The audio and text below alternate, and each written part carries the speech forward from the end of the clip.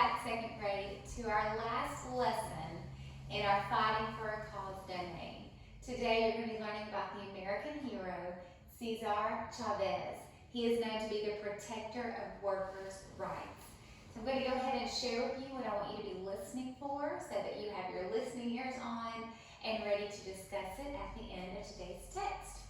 The first two questions that I'm going to share with you right now, this is the direction I want you to be going in, but what I'm going to do is also provide 2 extra links or videos for you to listen to kind of refresh your memory. Here are your 2 questions to begin with. The first question is, number 1, what are civil rights?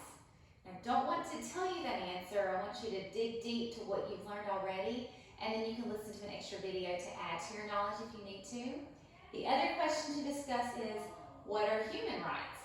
So again, I will provide for you an extra link or video to review and remind yourself what that would be.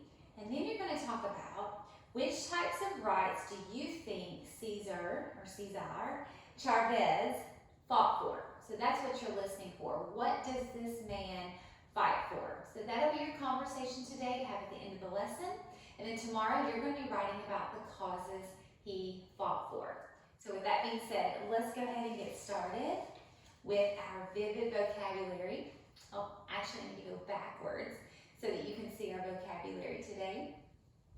And the first word we're going to listen for is my turn. Heritage, your turn. That is culture or traditions, qualities and possessions that are handed down from generation to generation. So the photograph is actually showing you a photograph here, and it's showing you a house that was actually handed down to their family members. And they're just showing you the difference in how they have worked on and remodeled it through the years, but it's part of the family's heritage. So here's a sentence using the word heritage. Anna was proud of her Inuit heritage and enjoyed attending the Inuit cultural festivals with her family. That is a tribe that originated out of Canada. The next word to listen for or term is my turn. Instructing, your turn. And that means teaching or guiding someone to do something. So maybe if you are a big brother or big sister, here lately you've been able to do some instructing at home with your younger siblings. Normally, Mr. Holly, Miss Horn, and Mrs. N do the instructing at school, but here lately it's been your family members doing the instructing. A synonym is teaching or guiding. The next term to listen for is my turn. Migrant workers, your turn. Good. People who travel from one area to another, usually in search of work, such as harvesting or picking crops. And an example of that is migrant workers might travel long and far to find work during harvest season. And again, when you hear that word harvest, another word is just picking. They're picking the crops. And you're also going to hear this term, my turn. Organizer, your turn. Good. It's one who organizes. Someone who brings people and ideas together to accomplish a particular goal. And here's a sentence using that term. A great organizer was needed to help run the school's fair. Just like our PTO members, they are great organizers. They help do things for our school, and they do a great job with it. The next term to listen for is actually your word of the day. My turn. Plight, your turn. Good. A very difficult or bad situation or predicament. In this photograph, you may have seen photographs like this. This is from a country called Ethiopia, and their plight or bad situation is that they are starving or extremely hungry. A sentence using that term, the plight of the starving people could not be ignored. The next term to listen for is my turn. Strikes, your turn. Those are stoppages of work until those in a position of power, such as employers, grant certain demands such as higher pay or better working conditions. So in this situation, it looks like people are striking to work at Wendy's. Not sure if this That's what the photograph is showing us.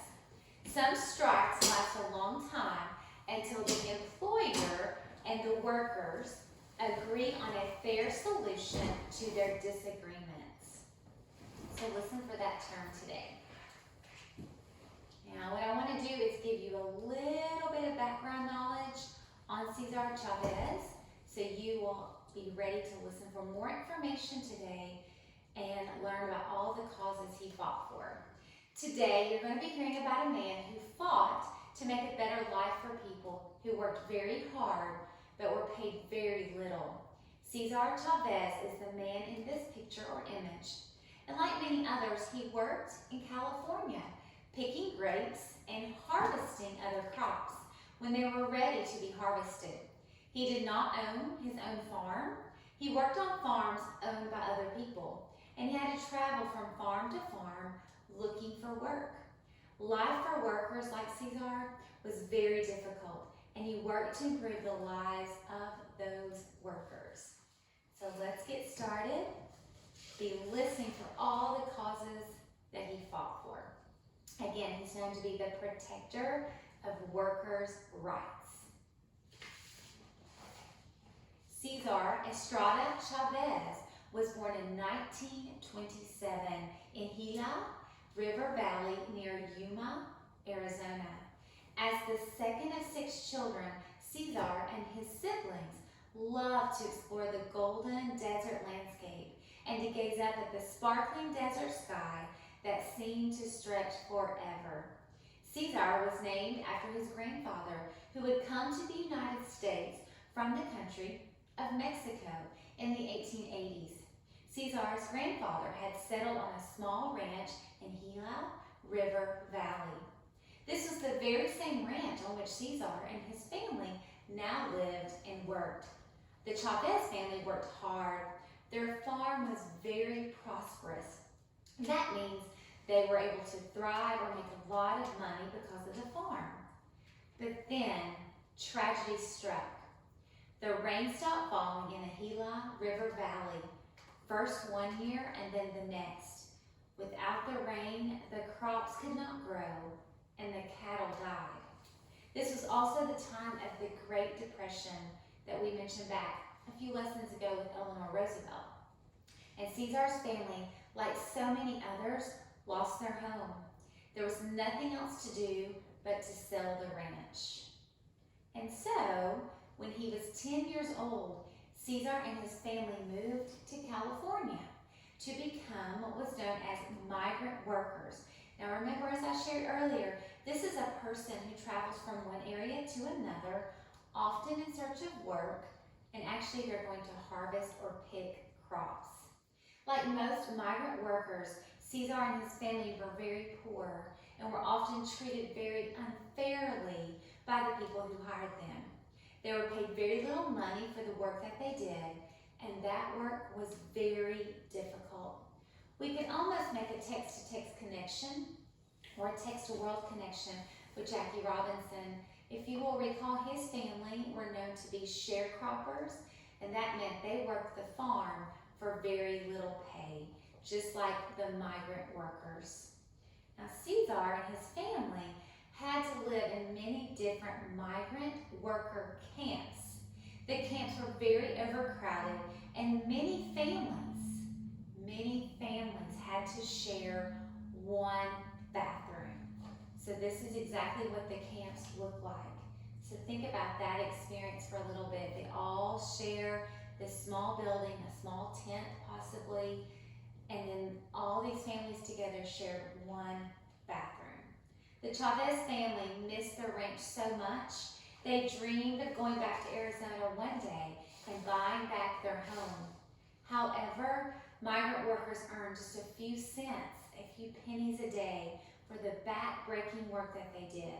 There was no chance of ever being able to save any money. Cesar's family was considered to be Hispanic because they were originally from the Spanish-speaking country of Mexico. Hispanic or Latino people, just like African Americans, face discrimination and segregation. However, Cesar's family celebrated their Mexican heritage ancestral home. Just remember, the word heritage means culture, traditions, or qualities handed down from generation to generation. Now, although it wasn't always easy, Cesar did go to school in various places in California. In fact, he went to more than 30 different schools. That's right, I said 30.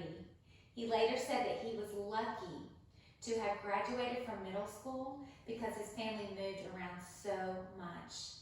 Later in his life, Cesar told a story about an incident that happened to him one day at school.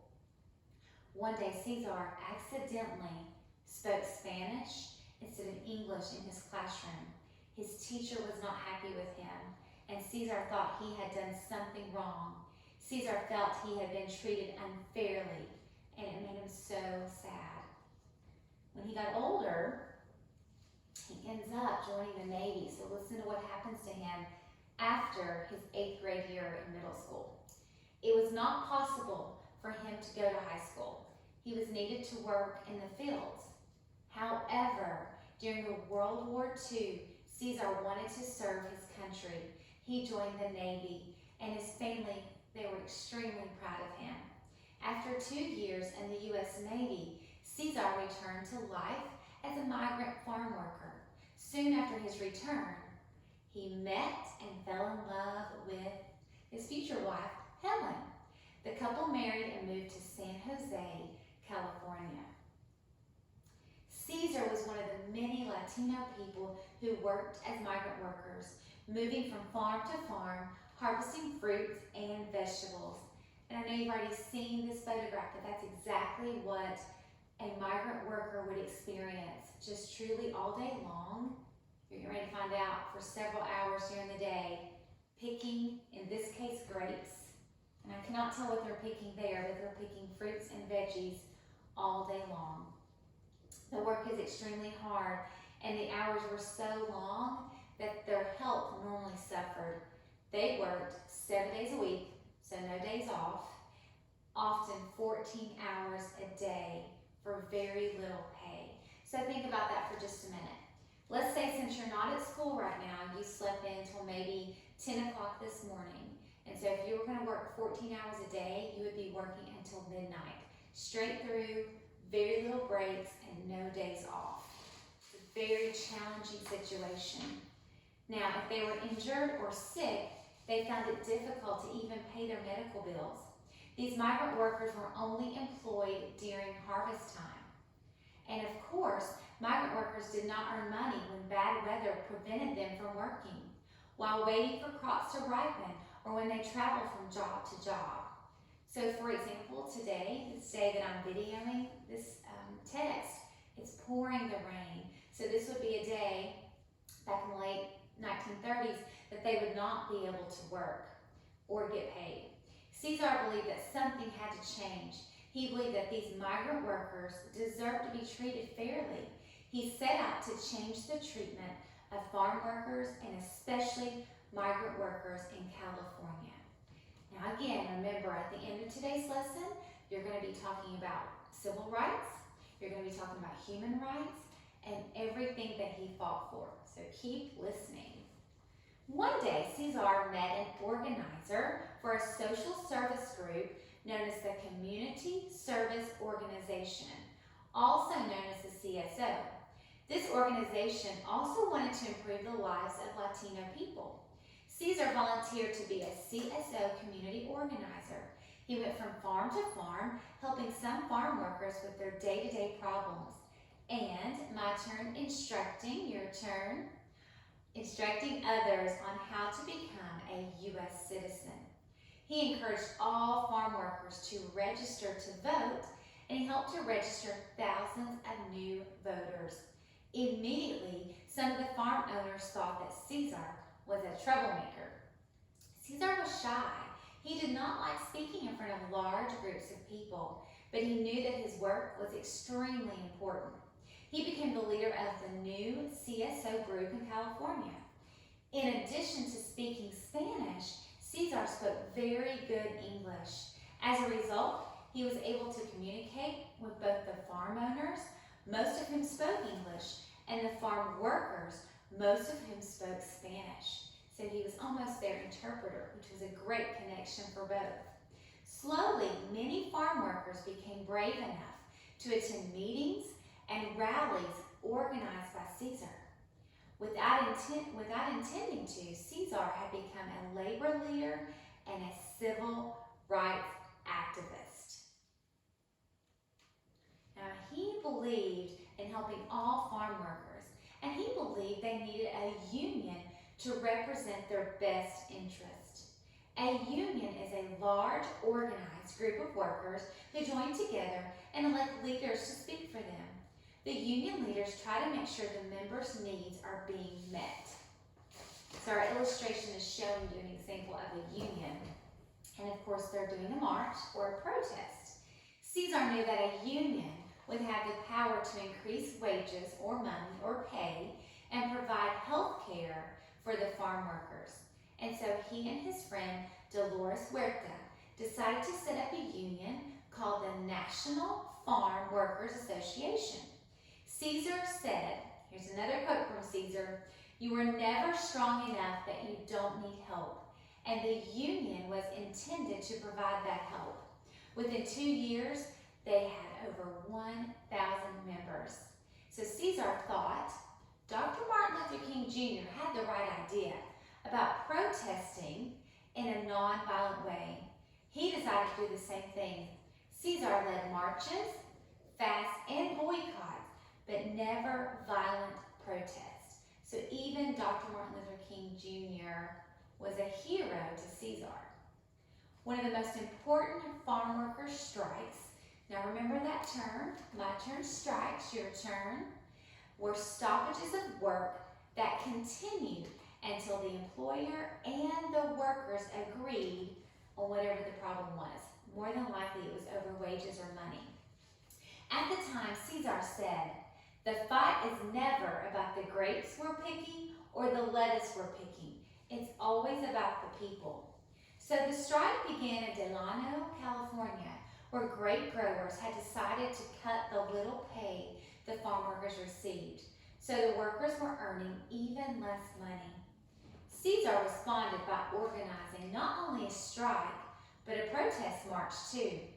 Thousands of farm workers set off for the state capital of Sacramento, California. And here's just a map showing you the travel that they will make.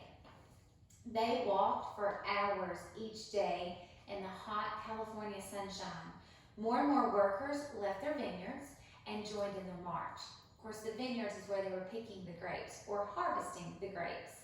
People across the nation noticed what was happening. Many people refused to buy California grapes in sympathy for the plight of the workers. So there's our word of the day. Let's practice that one more time. My turn, plight, your turn. And remember, a plight is a very bad situation. People would stop buying the grapes because they felt bad for the workers and all the hard work they were doing to pick the grapes with very little pay. And so what they were doing, they were marching, but it was also another example of something nonviolent called a boycott. Now, while farm workers were marching, they were not harvesting or picking those valuable grapes. So the farm owners watched in horror as their precious crops withered and died on the vine. They discovered that without their workers, they were losing money. The farm owners recognized Cesar's union and agreed to discuss higher wages and health care for the farm workers. So the farm workers' march to Sacramento became the longest protest march in all of America's history. This indeed was a victory, but there was more work to be done. Cesar defended farm workers and migrant workers in many other cases of unfair treatment. Thousands of people joined his union. His union opened offices all over the country. Eventually, Cesar's union became known as the United Farm Workers. Now later, the United Farm Workers protested again in this illustration against grape growers who used pesticides. Now, if you'll think back earlier in our school year about our conversation about pesticides, those were poisons intended to kill insects, mice or rats, on their crops. But these pesticides harmed the workers who were picking or harvesting the grapes. Cesar called for another boycott of California grapes. Throughout his lifetime, Cesar dedicated himself to working for the rights of poor migrant farm workers who seem to have no voice in our society. Cesar Chavez died in 1993. Thousands of people attended his funeral. 1 year after his death, Cesar was awarded the Presidential Medal of Freedom, the highest civilian honor in the United States. His sweet wife, Helen, accepted the award. During his lifetime, Cesar often encouraged his fellow farm workers by saying, "Se puede, sí se puede," and that means, yes, we can, and he certainly did. So if you want to add to your learning today, I think it'd be cool to go share a new Spanish phrase with someone, and you can say, "Sí se puede," and in English that means, yes, we can. So that was today's text on Cesar Chavez. You can stop the video now and talk about civil rights, talk about human rights, and what are the rights he actually fought for. And again, tomorrow you're going to be writing about the causes that he fought for. And again, don't forget, if you need a review on civil or human rights, you may also check out the links that I shared with you. Now, let's look at our word of the day. And remember, our word of the day is the word, my turn, plight, your turn, good. And plight means a very bad situation. So I will hold on that because I want to share what it sounded like today in our text. So here we go. Today in our text, this is what you heard. Many people refuse to buy California grapes in sympathy for the plight of the workers. So they felt bad for the workers. And again, the plight, or a plight, means difficult or bad situation. We're going to bring in a text-to-text connection with Eleanor Roosevelt. Eleanor Roosevelt was saddened to see the plight of all the people without jobs during the Great Depression. So at this time, it's a great time to have a conversation about your word of the day. Here's a question to make you think. How would you describe the plight of the migrant workers you heard about in today's Read Aloud? So make sure you use that in a sentence when you're talking about it.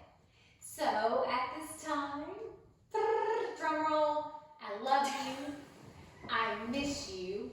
I hope that you have enjoyed this whole Fighting for a Cause domain. Again, as I always tell you, send me a video, send me a picture, let me know your thoughts on this.